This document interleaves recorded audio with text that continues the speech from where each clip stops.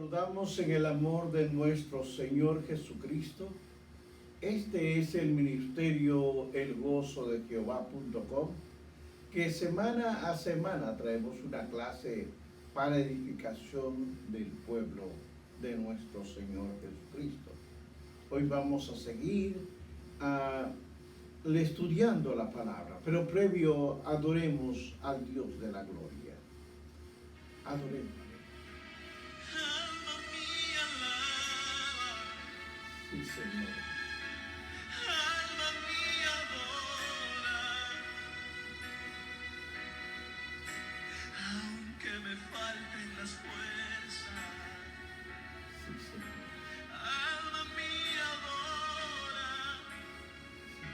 Si te sientes cansado y ya no quieres ni siquiera levantar tu mano, ya no quieres ni rendirte a su presencia en la adoración, si ya no pasa nada con tu vida, si de repente estás sin ánimo y estás muriendo y solo te activas cuando te dan un micrófono, algo sucede con tu vida. Sí, Dile, Señor. Padre, alma mía alaba, Sí, Señor. alma mía adora, aunque me falten las fuerzas. Escúchame, carne, alma mía Sí, alaba. Señor. Alma mía alaba, Bendito Dios. alma mía adora,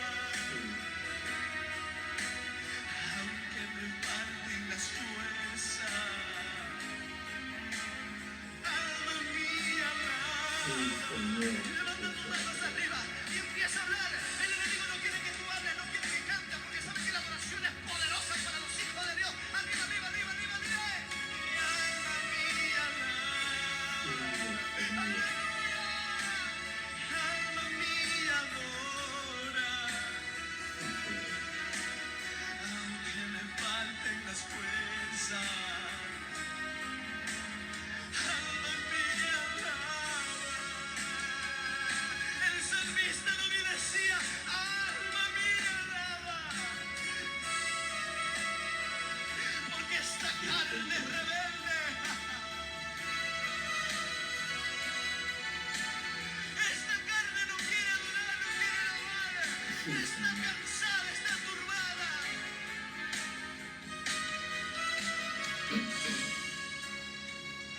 Bendito, bendito eres Dios de la gloria. Solamente a ti adoraré y glorificaré tu santo nombre. Bien, hermanos, hoy seguiremos con una clase, con el libro de Apocalipsis capítulo 2, versículo del 8 al 11. Vamos a tratar de entender y explicar esta clase. La palabra de Dios está en Apocalipsis capítulo 2, versículo del 8 al 11. La palabra de nuestro Dios la leo a la gloria del Padre, del Hijo y del Espíritu Santo. Su santa palabra dice así: y escribe al ángel de la iglesia en Esmirna, el primero y el postrero, el que estuvo muerto y vivió, dice esto: yo conozco tus obras y tu tribulación y tu pobreza, pero tú eres rico. Y la blasfemia de los que dicen ser judíos y no lo son, sino sinagoga de Satanás. No temas en nada en lo que vas a padecer. He aquí el diablo echará a algunos de vosotros en la cárcel para que seáis probados, y tendréis tribulación por 10 días. Sé fiel hasta la muerte, y yo te daré la corona de vida. El que tiene oído, oiga lo que el Espíritu dice a las iglesias. El que venciere no sufrirá daño de la segunda muerte. Amén. Padre de la gloria, tu palabra es bendita y nos habla día a día, Señor. Gracias porque nos dejaste esta palabra para estudiarla, para aprenderla, para vivirla, Señor. Gracias. Yo te pido en el nombre de Jesús que el Espíritu Santo ponga palabra en mi boca para ir desarrollando esta clase. En tu nombre, Jesús, lo he pedido. Amén. Bien, queridos hermanos, esta clase la he titulado La carta a la iglesia de Esmirna, pero también a la iglesia de Pérgamo. Es interesante lo que vamos a estudiar porque esto nos va a abrir un poco el entendimiento. Cuando hemos leído Apocalipsis capítulo 8, versículo 11, en su día realmente Esmirna era descrita como la ciudad más hermosa del mundo. Eso es decir, en su tiempo.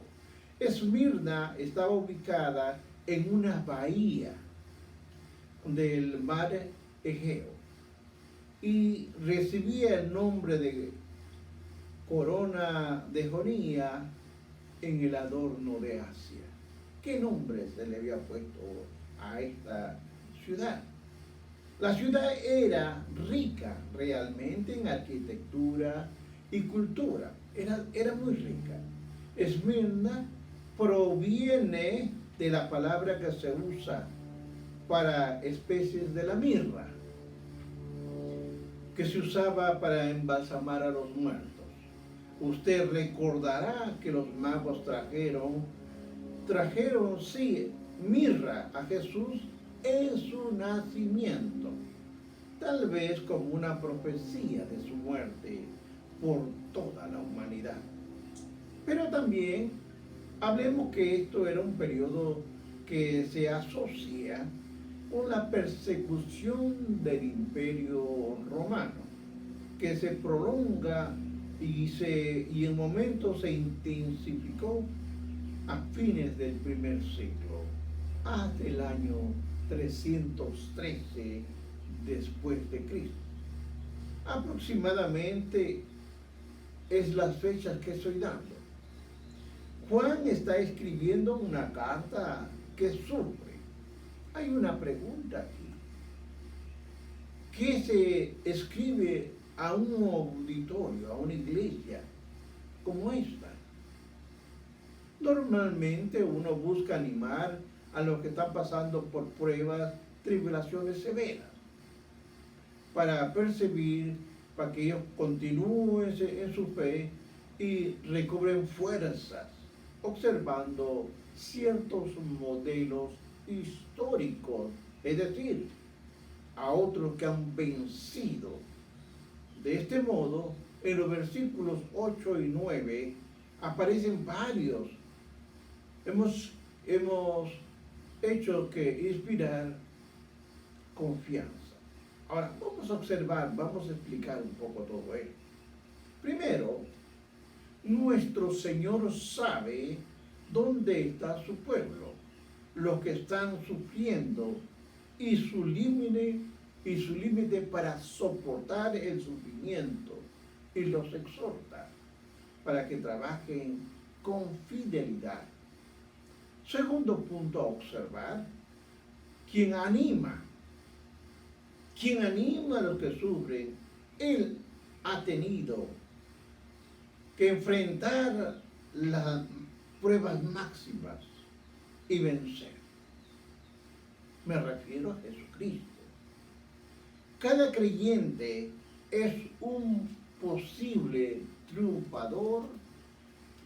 La gente de esta iglesia no solo se encuentra afligida, sino que también sufre pobreza. Sin embargo, su Señor dice que su pobreza es solamente aparente, ya que en realidad ellos eran ricos. Ahora bien, las riquezas mejores y más duraderas no son materiales, sino espirituales. Eso tiene que estar claro. En este sentido que estamos hablando, entonces los creyentes en Esmirna eran ricos. Los cristianos en general han sufrido persecuciones a través de la historia de la iglesia. El apóstol Pablo inclusive señaló que lo común es que el discipulado cristiano se involucre sufrimiento, de acuerdo al libro de Hechos, capítulo 14, versículo 22. Verdaderamente su propia experiencia se caracteriza por el sufrimiento, de acuerdo al libro de Segunda de Corintios, capítulo 6, versículo 4 al 10. Pero esto no atenuó su deseo de percibir en su fe y ser un verdadero vencedor, de acuerdo al libro de Romanos, capítulo 8, versículo 18. Aunque se dice que los creyentes de la iglesia Esmirna están sufriendo, entre comillas, blasfemia. ¿Por qué? Porque estaban pasando por momentos difíciles por parte de los falsos judíos. Vea usted su Biblia, versículo 9. Así estos llamados judíos pueden haber sido en virtud a su raza y religión, pero en realidad no eran judíos. Pues se rechazan a Jesús en todo tiempo como Mesías y lo persiguen a la iglesia. También es posible que estos falsos judíos eran judaizantes que demandaban a todos los cristianos que se sometieran a las reglas del Antiguo Testamento. ¿Y cuáles son esas reglas?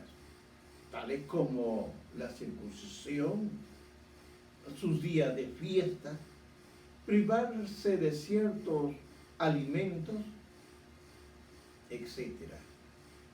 Fueron quienes fueran, no eran pueblo de Dios, obviamente. En realidad fueron identificados como Satanás y calumniaron al pueblo de Dios en la iglesia de Esmirna. Ahora, la iglesia recibe dos exhortaciones, y ahí usted subraya.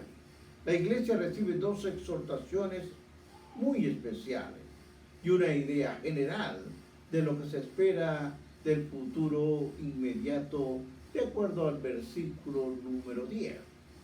Primero, observe esto, el Señor de la iglesia en efecto dice, no temas. Dice, no temas en nada lo que vas a padecer.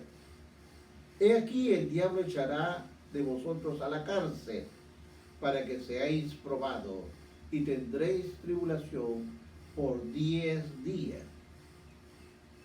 Y le dice, sé fiel hasta la muerte. Hermanos, esto es tremendo. Pero le dice, tendréis tribulación por 10 días. Sé fiel hasta la muerte. Esto lo vamos a explicar luego. Y el segundo punto, el vencedor, nuestro vencedor, Jesucristo, nos exhorta, sé fiel. Sí, hermano, le dice a usted, a mí, sé fiel. Luego va a pronunciar una promesa de bendición. Yo te daré la corona de vida. ¿Quién no quiere esa corona de vida, hermano? Continuemos. Una mirada más clara a la promesa que se avecina revela que la prueba y la persecución aparentemente están limitados. ¿A qué? A un periodo de tiempo determinado. 10 días. Marque usted, son 10 días. Aquí hay que explicarlo porque algunos eruditos creen que el número 10 en Apocalipsis 2:10 se refiere a una extensa y transitoria condición de persecución.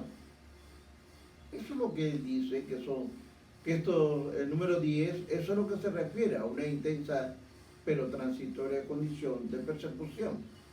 Sin embargo, otros eruditos sostienen que esta persecución de 10 días señalaba todo un periodo largo o corto que al cabo va a finalizar. Son 10 días. Y aún existe otro grupo de eruditos que creen que esta persecución de 10 días representa 10 periodos diferentes de persecución, porque la iglesia pasó bajo el imperio romano imperial.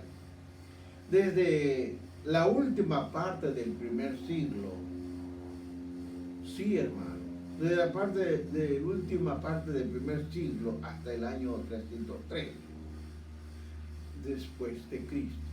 Cualquiera que sea el significado de los 10 días, sabemos que apuntaba a una prueba, es una prueba inminente. Y aquellos que resulten victoriosos van a recibir la corona de vida. Es interesante ir observando estos puntos. Obviamente la máxima recompensa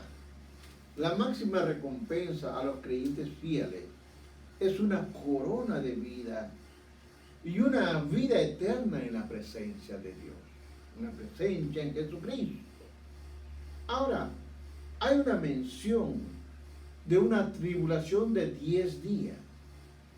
En la carta de Juan a la iglesia de Esmirna podría representar un periodo, óigalo bien, de 10 grandes persecuciones del imperio romano contra los cristianos desde fines del siglo pasado, del siglo 313 después de Cristo.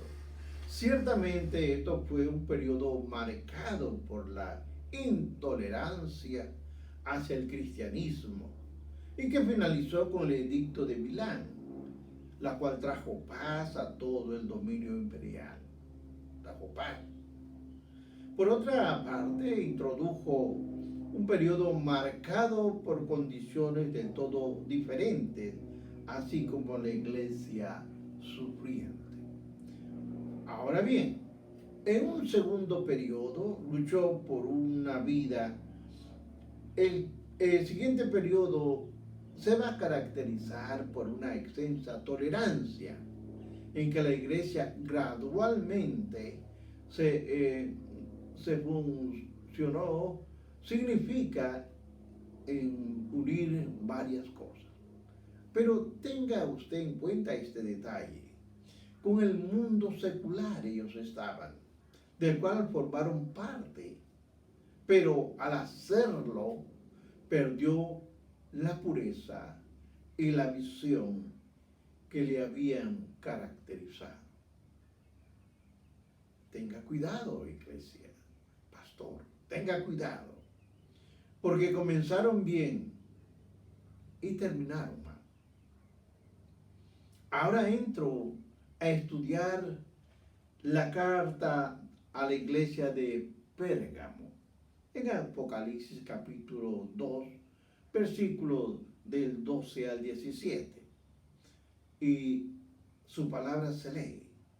Y escribe al ángel de la iglesia, subraya, de la iglesia en Pérgamo, el que tiene la espada aguda de 2 filos, dice esto: yo conozco tus obras y de dónde moras, donde está el trono de Satanás, pero retienes mi nombre. Acá hay algo importante.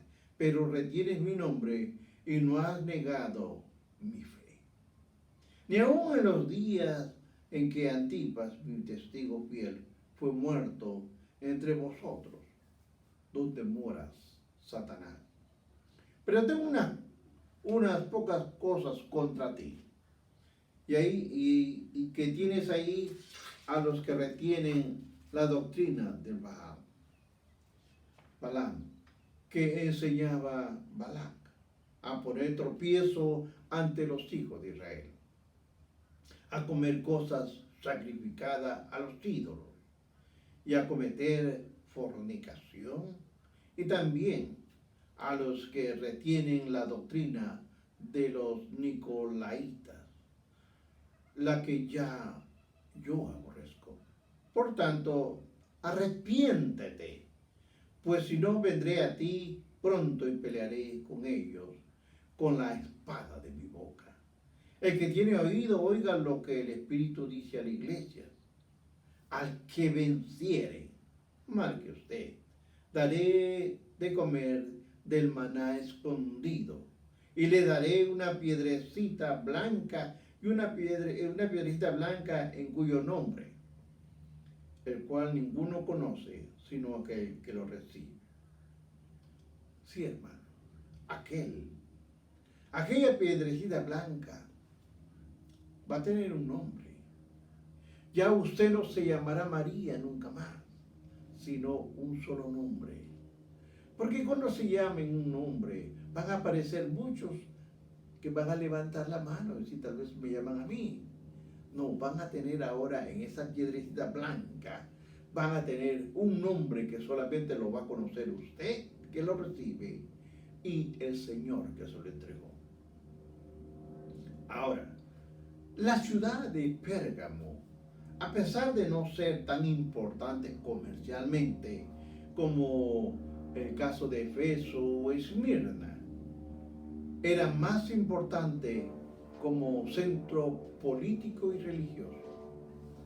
En su acrópolis, Pérgamo había dedicado un elevado altar. Y aquí es donde viene. Él había levantado un altar a Zeus y un templo a Taneas. Pérgamo también fue la primera ciudad en Asia que sostuvo un culto imperial. En este lugar se requería que los ciudadanos adoraran al emperador. Es más o menos como el caso de que Nabucodonosor, que quería hacer una estatua y quisieron que la adore. Esto era parecido. La historia es parecida. Pero el que no se negase a hacerlo significaba que acarrearse una denuncia por alta traición. Algunos eruditos asocian la frase "donde está el trono de Satanás" en el versículo 13 con la prominencia de Pérgamo como el centro cultural imperial. Había un gran centro médico en Pérgamo en que recibía el nombre del dios serpiente Asclepio. Y la ciudad era conocida porque aquí había una escuela de sacerdotes en medicina. Estas cosas nos ayudan a ver por qué Pérgamo fue llamada un lugar donde está el trono de Satanás, versículo 13. Pérgamo era un lugar de religión pagana, era de inmoralidad, mucha inmoralidad, de mucha filosofía y educación. En una forma de interpretación de Apocalipsis, tanto el capítulo 2 como el capítulo 3, he recalcado el hecho de que cada iglesia corresponde a un periodo histórico, entiéndalo bien. Cada iglesia pertenece ¿a qué? A un periodo histórico de la iglesia. Según mi punto de vista, este tercer periodo se extiende desde el año 313 después de Cristo hasta el año 600 después de Cristo. Aproximadamente desde un prolongado periodo de intolerancia religiosa. El Imperio Romano cambió su postura y finalmente aceptó el cristianismo en el tiempo de persecución. La iglesia prosperó y extendió rápidamente, pero el amparo y favor tocante a su fe perdió su vitalidad y perdió la visión bajo la tutela del emperador Constantino. El cristianismo se popularizó La religión superficial fue sustituida por la realidad y la ceremonia reemplazó la experiencia personal con Dios. Ahora, también había una gran cantidad de paganos que eran bautizados sin siquiera haber tenido una relación con Cristo. El primer amor, que había sido abandonado temporalmente durante el primer periodo, ahora comienza a sufrir una decadencia radical en la vida y testimonio para Cristo. Ahora bien, aquí el Señor, que se dirige a esta específica iglesia, se muestra con una espada aguda con dos filos, versículo 12. La espada aquí es un símbolo de la palabra de Dios, usada para renunciar a las falsas enseñanzas permitidas por la iglesia. La palabra de Dios sigue siendo hoy la norma para las enseñanzas de la iglesia que deben ser sometidas. Aquellas enseñanzas que no se ajustan a esta norma deben ser rechazadas. ¿Por qué? Porque cuando leemos el versículo 13, observamos las cosas que nuestro Señor aprueba. Primero, la iglesia de Pérgamo era fiel. Aquí dice la palabra, era fiel al nombre de nuestro Señor. Su nombre representa todo lo que Él es. En realidad, su nombre significa reconocer que Jesús es el Hijo de Dios, que debemos adorar a Dios solamente y que debemos acordarnos a Dios a través de Él. Tenemos que hacerlo todo, de acuerdo al libro de Juan, capítulo 14, versículo 6, o a primera de Timoteo 2:5. Ahora, la referencia a Antipas señala la aprobación especial de nuestro Señor en la fe en Él. Fue que caracterizó a la gente de esta iglesia en un tiempo de gran tribulación. Ahora, no olvide que siempre tendremos la aprobación de nuestro Señor si mantenemos nuestra fe en Él, especialmente cuando nuestra fe sea sometida a grandes pruebas. Porque después de elogiar a la iglesia por cualidades dignas de alabanza, el Señor de la iglesia ahora señala dos elementos que condena severamente. ¿Cuáles son esos? Primero, que condena la idolatría y la inmoralidad sexual. Hay también otra, donde está Balaam, mencionada en este contexto, fomentó la transigencia con la idolatría y la inmoralidad en tiempos del Antiguo Testamento. Sin duda, él es precursor de todos los que promueven la transigencia en el mundo.